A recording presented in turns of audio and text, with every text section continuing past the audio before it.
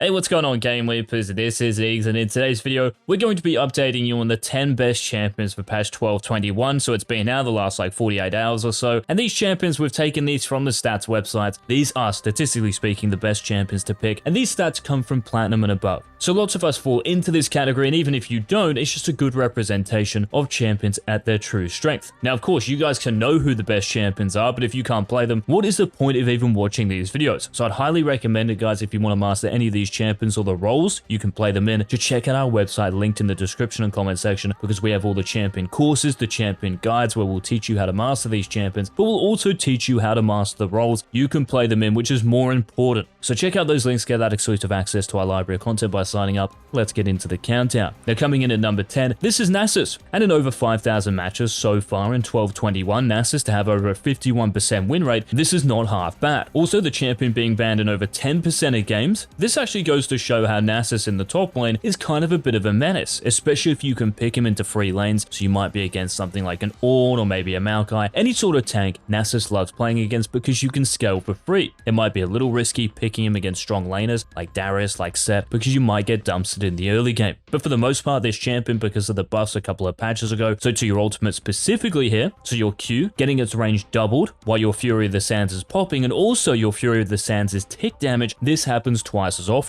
So this means your 6, 11, and level 16 spikes, these are even bigger. Also, the attack speed slow you now have in your Wither, or the extra slow I should say, this is really useful for the top lane because lots of champions build attack speed and maybe even rely on it. So Nasus has become extremely OP because of those buffs, and this is why, even if Frozen Heart did get a little bit of a nerf a couple of patches ago, Susan is honestly just dominating, and he's one of only 2 top laners on this countdown, so definitely consider picking him. Now, beating Nasus to number 9, this is a champion who is also banned in 10.5% of games. This is Katarina. Now, in close to 7,000 matches for Kat to have over a 51% win rate, this obviously goes to show how good this champion is. Now, I don't know if Katarina is actually just super broken, because for most people, right, remember, this is Platinum and above. Lots of people don't know how to lane properly against Katarinas, against Zeds, against Yones, against Yasuos, which is why these champions are a pain in the backside for a lot of people. So what often happens during the laning phases, the enemy champion playing against that Katarina will just let her farm maybe for free, or let her farm too much or even roam too much, and they won't ping where she's going, and all of a sudden Katarina kills your bot lane and the game's just already over at 5 minutes. But innately speaking, Katarina is still a strong champion, right? It's not like she doesn't deal any damage or anything, she's still very good, and whether you're building Nash's Tooth to make use of all the attack speed you have, whether you're going Rocket Belt, you will still deal easily enough damage to kill the enemy champions. Just be very careful about picking Katarina into certain matchups, because you can get dumpstered, especially those strong laners like maybe Set in the mid lane. You might even think about Galio or even Malzahar. These champions who can just shove you in under tower and out roam you, that's when you can have a lot of trouble. Now, one champion who doesn't really have that much trouble in the mid lane at the moment, this is Syndra. And just like Nasus, because of those changes a couple of patches ago to Syndra, she has taken off, and honestly, you could easily argue she's the #1 champion in the game at the moment. And to be honest, I'd agree with you. The reason being is because of the new splinter stacking, so the new passive you have. This enhances your abilities, your basic abilities, your Q, W, and E, as the game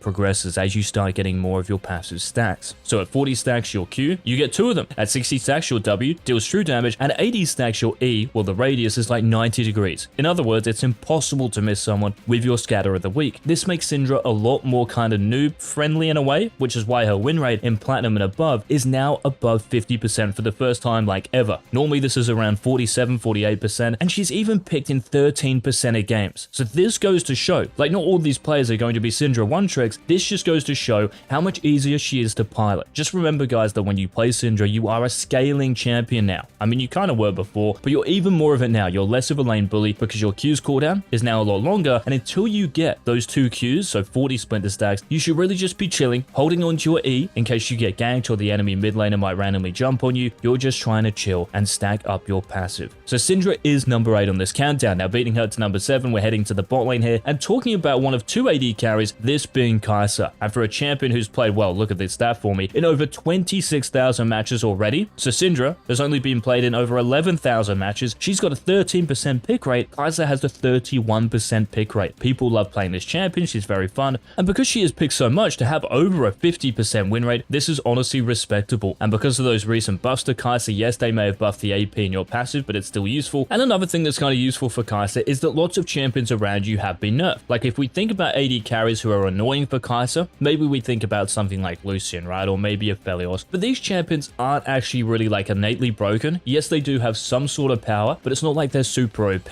So for the most part for Kai'Sa, you're going to have a free laning phase. Kind of like what I said for Katarina. So you can get your first item spike, you can get your other item spikes without being too far behind, because Kai'Sa's big weakness, honestly, is just early on. Yes, you do have a bit of power, especially if you have an engaged support like maybe a Rel or a Nautilus who can help you stack your passive, and obviously that's really useful for your ultimate to actually use that off the CC. But maybe a bit like Syndra, guys, just try to buy your time in the early game. Don't feel as if you have to be like 5-0 by 10 minutes. Be patient, get your item spikes, and you can take over as well as anyone. She's also a champion who can fend for herself, which is really, really useful for solo queue because your support will go AWOL. They will go missing and do their own thing. So being able to fight for yourself and actually 1v1 enemy champions is a massive bonus. Now coming in at number 6 on the countdown, back to the mid lane we go. This is Vex, and in close to 6,000 matches thus far in 1221, over a 53% win rate. This champion actually has some really hard matchups. So if we think about champions like Swain, like Victor, like Veigar, like Kassadin, these champions can really ruin Vex. But the point here is that Vex is just such a strong champion by her own standards, right? Because of the Q bus not so long ago, where they reduced your Q's cooldown at rank 5, so at level 9, this is down to 4 seconds. 4 seconds for an ability that deals this much damage. Obviously, it can proc your passive, which is huge, and it's also scaling more of your AP. So as you get more AP, your Q will be dealing more damage, your Mistral Bolt. This has been massive for Vex, and it's honestly just like the only reason, or the only 2 reasons, why she's actually become really OP. So unless Riot decide to nerf Vex or actually revert this change, she will probably be on this countdown indefinitely. So if you're thinking about picking a mid laner who has really good wave clear, who has really good roaming potential because of her ultimate as well, you can cash out enemy champions who are, well, just caught out, I guess, or maybe in a bad position. That's a really big bonus as well for solo queue, because you can punish their mistakes better than any other mage, I'd say, in the game. So Vex is number 6. Now speaking of a mid laner who's incredibly broken, coming in at number 5 on the countdown, if you need some attack damage on your team, then picking Zed, well, that is your best choice. But you can see here for Zed, well, that's if you can pick him, he's banned in close to 43% of matches. So lots of mid laners obviously think this champion, well, is probably just unbeatable. It's too hard to verse, it's too obnoxious to play against. Even if you do beat him and you have a big CS lead in the first 5-10 minutes of a game, he can still get back into it. He's kind of like Katarina in a way, and if he does get snowballing, yes, he's going to one-shot everyone on your team. But if we do actually just think about Zed for a second, why is he so strong at the moment? Well, I've explained this so much in other videos, but just a quick rundown. If we think about the 12-14 changes, so this is like 7-8 patches ago, they buff Scorch, which is what Zed runs. So this means that his poke, even with his Q, with his WEQ combo at level 3, this is going to deal more damage, and it's going to stick with you for longer, so it's harder to regen your HP back. This means that you're going to spend more time in kill range of him, because you're not getting back that HP as much. Also the sustain nerfs, right? If we add this on top of it, so to health potions, to corrupting potions, to refillable potions, you're not getting back as much HP. So once again, you are just going to be in kill threat range as Zed for longer. And also the buff to Zed himself, where they reduce the energy cost of your Shadow Slash down by 10. This just makes it more spammable. Really, really useful for melee matchups in particular. So if you're going against Yasuo, if you're going against Yone, Diana, Fizz, that's going to be super useful. And this is why Zed is again on this countdown. Now coming in at number 4 on the countdown, this is the other AD carry. So we mentioned Kai'Sa, but the number 1 AD carry according to the stats, this is Draven. And I did mention in our 3 most broken champions video, definitely go check that out if you haven't already, the Draven is the number 1 AD carry. That's if you can play him. This champion still packs so much power in the early game, and by running Treasure Hunter in your runes, when you pair this with your Adoration the stacks, the actual amount of gold you get is ridiculous. Like after 1 kill, you can snowball like any other champion. Just remember guys, if you're playing Draven to get a Dirk and then Essence Reaver, even though Eclipse did get nerfed in terms of its lethality, Dirk is still giving you the same. So actually your early game power doesn't really change too much, and Eclipse is still giving you all that juicy armor penetration. Just make sure if you want to play Draven at the highest level, because he's a very difficult champion to actually master, you check out our videos on our website. We will help you to do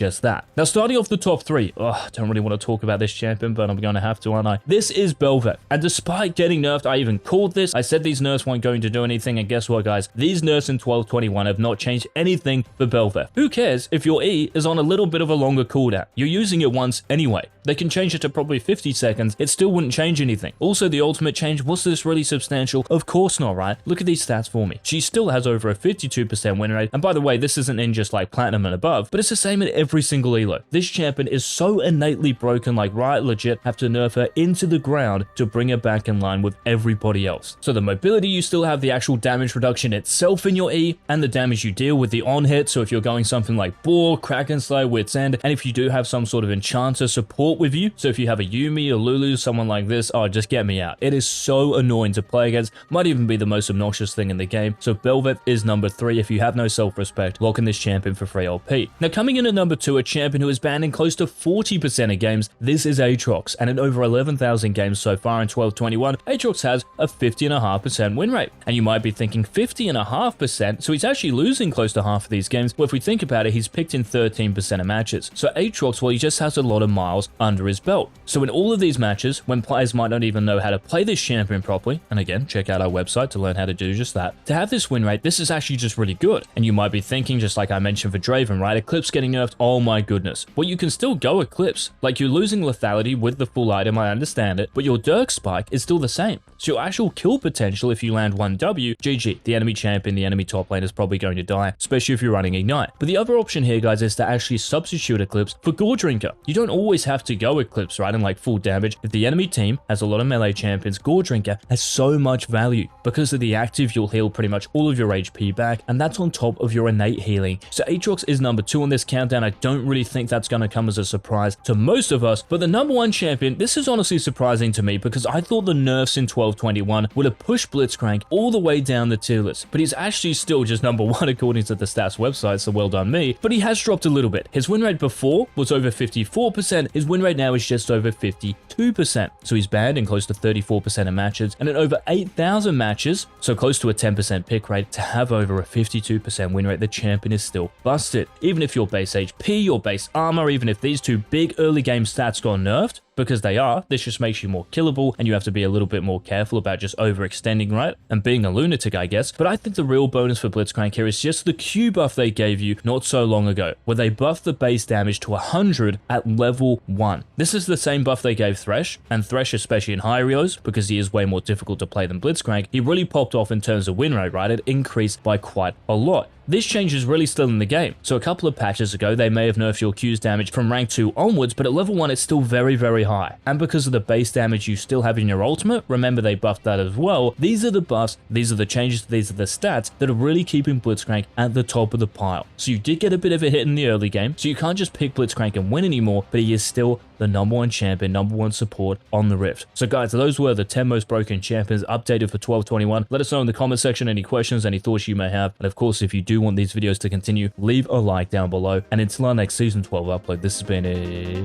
Peace.